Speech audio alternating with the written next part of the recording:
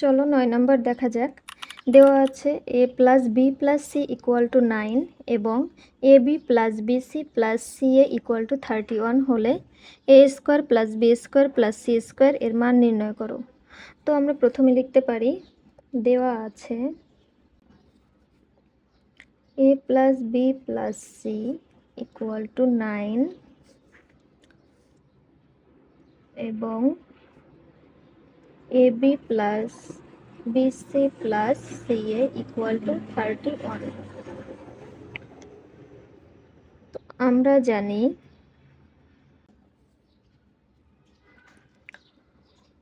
মান বের করতে হবে A square plus B square plus C square.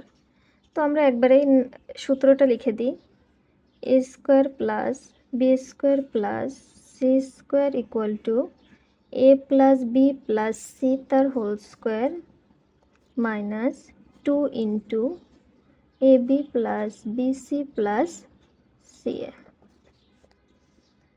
তো এ প্লাস বি প্লাস সি এর মান দেওয়া আছে 9 তার whole square minus 2 into A B B C C এ হচ্ছে 31,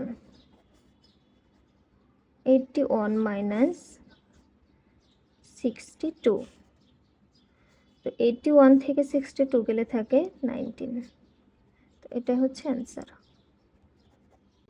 তো এখন 10 নম্বর করব। দেওয়া আছে A square plus B square plus C square 9 এবং এ বি বি সি এর সি 8 হলে A plus B plus C এর হোল স্কোয়ারের মান নির্ণয় করো। তো দেওয়া আছে A square plus B square plus C square equal to 9 এবং A B plus B C plus C equal to 8। আমরা জানি A plus B plus C তার হোল স্কোয়ার